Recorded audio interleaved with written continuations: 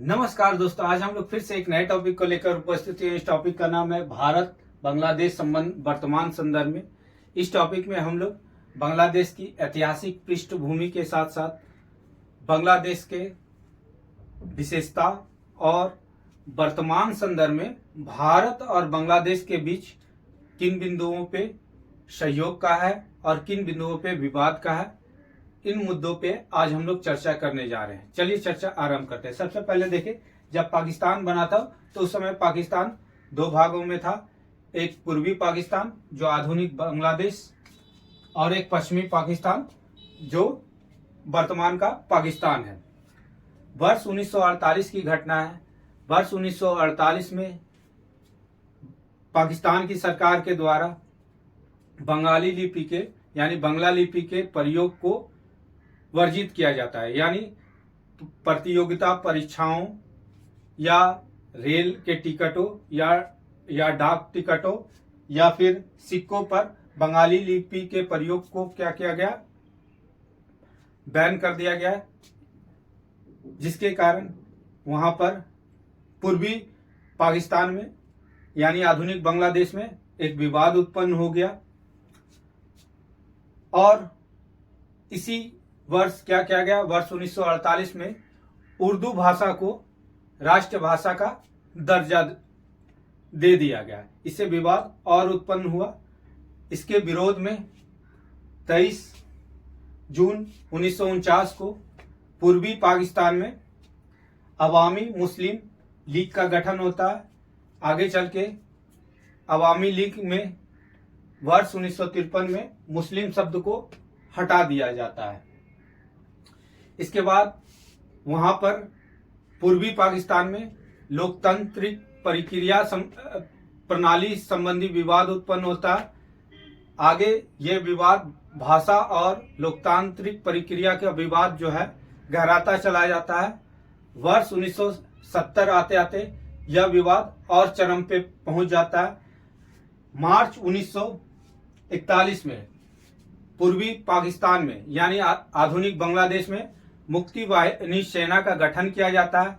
यह सेना जो है छापामार युद्ध प्रणाली के यानी गुप्त रूप से क्या करती है, अपनी मूवमेंट को चलाती है यानी आंदोलन को चलाती है। आगे चल के मार्च में ही पूर्वी पाकिस्तान में ऑपरेशन सर्च लाइट आरंभ कर दिया जाता है, जिसके तहत काफी लोगों को गिरफ्तार किया जाता है। फिर 26 मार्च 1971 को ही बांग्लादेश की स्वतंत्रता की घोषणा शेख मुजीबुर रहमान के द्वारा कर दिया जाता है।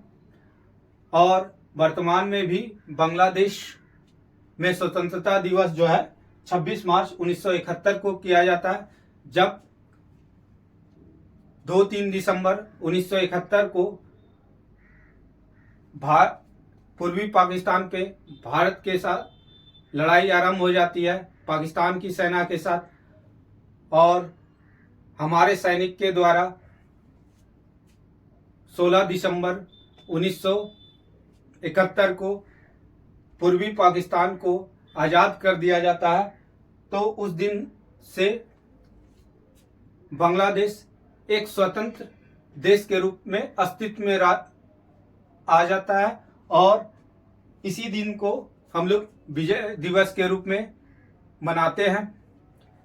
वर्ष 1972 में एक संधि होती है, जिसके तहत भारत और बांग्लादेश के बीच मैत्रीपूर्ण और शांति समझौता होता है। संक्षेप में बांग्लादेश को देखें तो बांग्लादेश भारत के 5 राज्यों से घिरी हुई है। पश्चिम बंगाल, असम, मेघालय, त्रिपुरा और मिजोरम। नीचे बे ऑफ बंगाल है। उसके बाद बांग्लादेश भारत से 4096.7 किलोमीटर की सीमा साझा करती है। और भारत जितने देशों से स्थलीय सीमा साझा करती है उसमें नंबर 1 स्थान जो है बांग्लादेश का है। उसके बाद बांग्लादेश का राष्ट्रीय खेल जो है कबड्डी यानी हाडुडू है। बांग्लादेश की सर्वोच्च चोटी जो चिटगांव के दक्षिण पूर्व में स्थित है, यह है मोपडोक श्रेणी। कॉक्स बाजार, ये काफी इंपॉर्टेंट है, ये पीटी के पॉइंट ऑफ व्यू से पूछे जाने की संभावना है। विश्व का सबसे लंबा प्राकृतिक रेतीली समुद्री तट है। विश्व का सबसे लंबा प्राकृतिक रेतीली समुद्री तट है।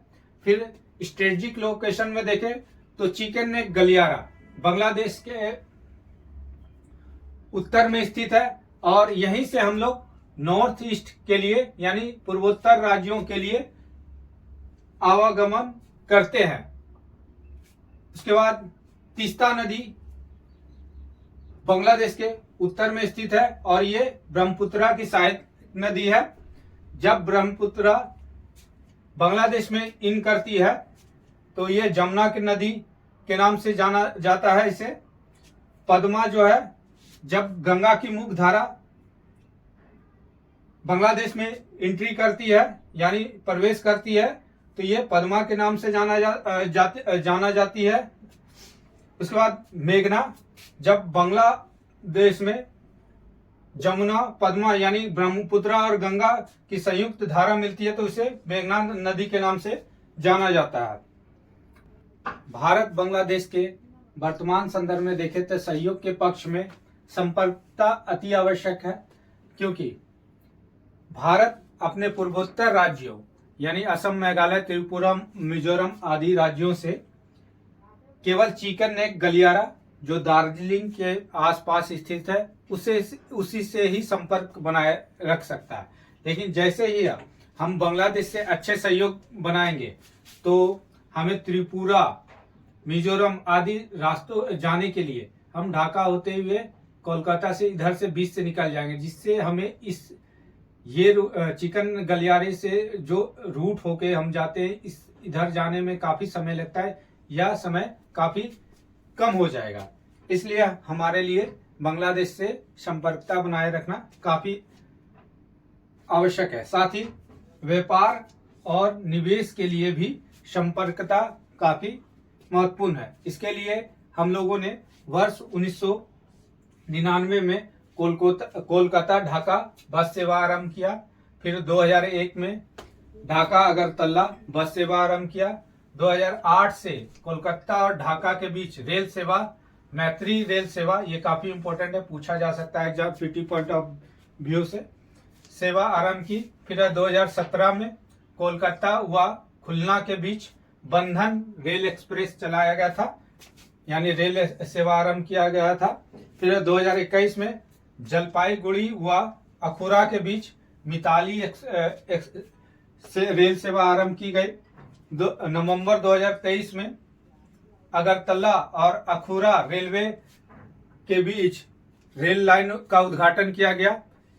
इसके अलावा अन्य रेल प्रोजेक्ट परियोजनाओं पे काम किया जा रहा। साथ ही भारत ने इस बात पे सहमति प्रदान की है कि बांग्लादेश भारत की भूमि से निःशुल्क अपनी वस्तुओं का निर्यात कर सकता है। भारत के सहयोग से बांग्लादेश में मोंगला चटगांव बंदरगाह का विकास किया जा रहा। BBIN बांग्लादेश, भूटान, भारत और नेपाल के बीच जो प्रोजेक्ट है इसे सड़क प्रोजेक्ट, इसे जल्दी मूर्त रूप देने की बात की जा रही है। इस प्रकार संपर्कता भारत और बांग्लादेश दोनों के लिए बेहतर होना अति आवश्यक है। सहयोग के पक्ष में दूसरा बिंदु देखें तो व्यापार तथा आर्थिक साझेदारी महत्वपूर्ण है।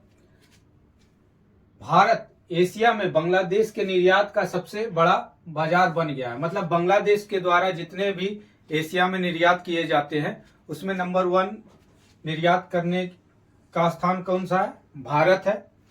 वित्तीय वर्ष 22-23 में, मतलब 2022-23 में भारत को बांग्लादेशी निर्यात का लगभग 2 बिलियन यूएस डॉलर रहा है। मतलब बांग्लादेश से जितना निर्यात किया गया है भारत में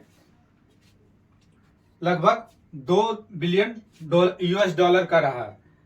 और द्विपक्षीय व्यापार 2022-23 में देखें तो दोनों देशों के बीच 15.9 यूएस डॉलर का रहा है। ये सब डाटा मेंस के पॉइंट ऑफ व्यू से काफी महत्वपूर्ण है। फिर भारत बांग्लादेश को जो है, भारत के द्वारा बांग्लादेश को चावल, गेहूं, प्याज और खाद्य पदार्थों की आपूर्ति करता है। अब दोनों देश इस क्षेत्र में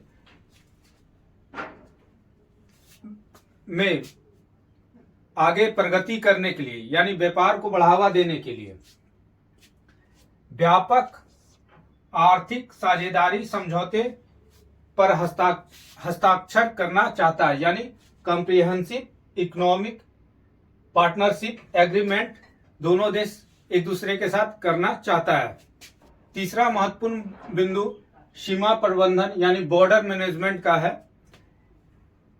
दोनों देशों के बीच कई स्थानों पे लंबी और खुली सीमा है, साथ ही प्राकृतिक बाधाओं से युक्त है, जैसे नदी, मैंग्रोव आदि। इसके कारण जो है मानव तस्करी, नशीली पदार्थ, उग्रवाद, आतंकवाद जैसी समस्याओं दोनों देशों के बीच व्याप्त है।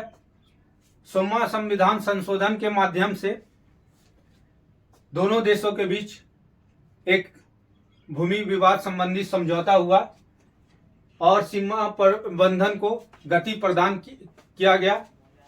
वर्तमान में दोनों देश के बीच जो फेंसिंग का कार्य हो रहा और जितने बच गए हैं इसे पूरा करने की सहमति जताई गई है। साथ ही दोनों देशों के बीच जो सीमा है, सीमा के 150 गज की दूरी तक दोनों देशों में विकास कार्यों की सहमति प्रदान की गई है। सहयोग के पक्ष में देखें तो जल बंटवारा का एक महत्वपूर्ण मुद्दा है। दोनों देशों के मध्य गंगा, ब्रह्मपुत्र, फेनी, कुशियारा, तीस्ता आदि नदियों का बहाव है। इन नदियों के बीच के लिए दोनों देशों के बीच विभिन्न समय पे कुछ विवाद उत्पन्न हुए हैं। इसके समाधान के लिए वर्ष 1996 में गंगा नदी जल बंटवारे का समझौता किया जा चुका है। अभी हाल ही में 2022 में कुशियारा नदी को लेकर एक नया समझौता किया गया है। भारत के पूर्वोत्तर राज्य यानी त्रिपुरा में सिंचाई व्यवस्था के विकास के लिए भारत ने बांग्लादेश से अनुरोध किया है कि फेनी नदी समझौते को नए सिरे से अंजाम दिया जाए। फिर क्षेत्रीय मुद्दे, विवाद के सहयोग के अन्य मुद्दों में देखें, क्षेत्रीय मुद्दा भी महत्वपूर्ण है। क्षेत्रीय सहयोग दोनों देशों के विकास के लिए काफी आवश्यक है। इसके लिए क्षेत्रीय संगठन के उपयोग पर बल दिया गया है, जैसे बिम्स्टेक हो गया,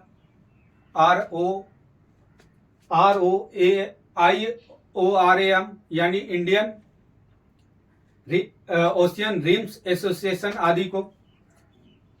भारत ने बांग्लादेश द्वारा बिम्स्टेक सचिवालय स्थापित करने के लिए आभार व्यक्त किया है। भारत ने IORA के अध्यक्ष के रूप में बांग्लादेश को सहयोग करने का आश्वासन भी दिया है।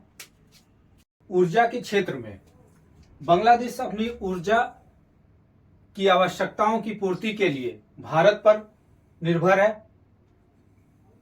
1160 मेगावाट बिजली की आपूर्ति भारत के द्वारा अभी वर्तमान में किया जा रहा है। कटिहार बिहार, पार्वतीपुर बांग्लादेश, बोरनगर असम बिजली ट्रांसमिशन लाइन शीघ्र ही पूरा करने पर बल दिया गया है। बांग्लादेश ग्रिड को विद्युत आपूर्ति के लिए मैत्री सुपर थर्मल पावर को चालू कर दिया गया है। हाई स्पीड डीजल की ढुलाई के लिए अभी हाल ही में भारत बांग्लादेश मैत्री पाइपलाइन का उद्घाटन मार्च 2023 में किया गया है। सांस्कृतिक सहयोग के क्षेत्र में देखें तो ढाका में इंदिरा गांधी सांस्कृतिक केंद्र और भारतीय सांस्कृतिक केंद्र दोनों देशों के सांस्कृतिक विकास में महत्वपूर्ण भूमिका अदा कर रही है। इसके अलावा भारत का योग, कथक, मणिपुरी, हिंदी भाषा, हिंदुस्तानी शास्त्रीय संगीत बांग्लादेश के साथ सांस्कृतिक सहयोग को बढ़ावा देने में महत्वपूर्ण भूमिका अदा कर रही है। वर्ष 2022 में भारत ने बांग्लादेश युवा प्रतिनिधि मंडल आरंभ किया। इसके बाद क्षमता निर्माण और मानव संसाधन के क्षेत्र में देखें तो फरवरी 2022 में भारत में आईआईटी और नीट सहित अन्य शैक्षणिक संस्थानों में अध्ययन करने के लिए भारत ने एक वेबसाइट आरंभ किया है, ताकि बांग्लादेश के छात्र जो चाहे इस वेबसाइट के माध्यम से अपनी शिक्षा को ग्रहण कर सकते हैं या पूर्ति कर सकते हैं, शिक्षा प्राप्त कर सकते हैं। विवाद के बिंदु में देखें तो सबसे पहले अभी हाल ही में बांग्लादेश में हुए चुनाव को लेकर भारत के संदर्भ में जो चिंताएं उत्पन्न हुई, ये एक महत्वपूर्ण बिंदु है। बांग्लादेश में मुख्य विपक्षी पार्टी के द्वारा यानी बीएनपी के द्वारा, बांग्लादेश नेशनल पार्टी के द्वारा इस चुनाव का बहिष्कार किया गया। साथ ही अमेरिका व अन्य यूरोपीय देशों के द्वारा भी इस चुनाव का बहिष्कार किया गया। ऐसे में भारत ने क्या किया, इस चुनाव का समर्थन किया, जिससे अमेरिका और वहां के मुख्य विपक्षी पार्टी के बीच एक तनाव की स्थिति उत्पन्न हुई और इसका प्रभाव यह देखा जा रहा है कि मुख्य विपक्षी पार्टी का झुकाव जो है चाइना की ओर बढ़ता जा रहा। ऐसे में अगर बांग्लादेश में बीएनपी की सरकार भविष्य में बनती है तो भारत के संबंधों में काफी तनावपूर्ण हो सकता है, जैसा कि अभी हाल ही में मालदीव के संदर्भ में देखा गया। इसी प्रकार तीसरा जल नदी विवाद, इसके लिए 2011 में एक समझौता पत्र तैयार किया गया था, लेकिन पश्चिम बंगाल के मुख्यमंत्री के विरोध के कारण इस समझौते को अभी तक अंजाम नहीं दिया जा सका है। विवाद के पक्ष में देखें तो अवैध घुसपैठ की समस्या जो है एक बहुत दोनों देशों के बीच एक बड़ी समस्या है। बांग्लादेश में गरीबी और रोजगार, प्राकृतिक सीमा का अभाव, बफर जोन का अभाव आदि के कारण बांग्लादेश के नागरिक जो है अवैध रूप से भारत में प्रवेश कर जाते हैं। इसके कारण दोनों देशों के बीच एक तनाव की स्थिति उत्पन्न हो जाती है। इसके अलावा रोहिंग्या संकट भी बांग्लादेश होते हुए रोहिंग्या जो है भारत में प्रवेश कर जाते हैं, क्योंकि प्राकृतिक सीमा का अभाव है, कहीं कहीं फेंसिंग अभी पूर्णतः किया नहीं जा सका। इन वजहों से जो कि दोनों देशों के बीच तनाव उत्पन्न कर देता है। फिर नेशनल नागरिक रजिस्टर, असम नेशनल नागरिक रजिस्टर के अनुसार बांग्लादेश के से आए हुए 29 लाख व्यक्ति जो है अवैध रूप से भारत में रह रहे हैं और बांग्लादेश के द्वारा इस रजिस्टर को मान्यता नहीं दिया जा रहा है, जिसके कारण दोनों देशों के बीच एक तनाव की स्थिति उत्पन्न हो गई है। फिर चीन का बढ़ता प्रभाव, बांग्लादेश के द्वारा BRI belt on road initiative को मान्यता प्रदान कर दिया गया। इससे भी भारत और बांग्लादेश के बीच तनाव की स्थिति उत्पन्न हुई है। इस प्रकार हम संपूर्ण रूप से देखें तो इन विवादों के बावजूद भी बांग्लादेश और भारत के बीच अभी सहयोगात्मक संबंध यानी सकारात्मक रूप से चल रहा है।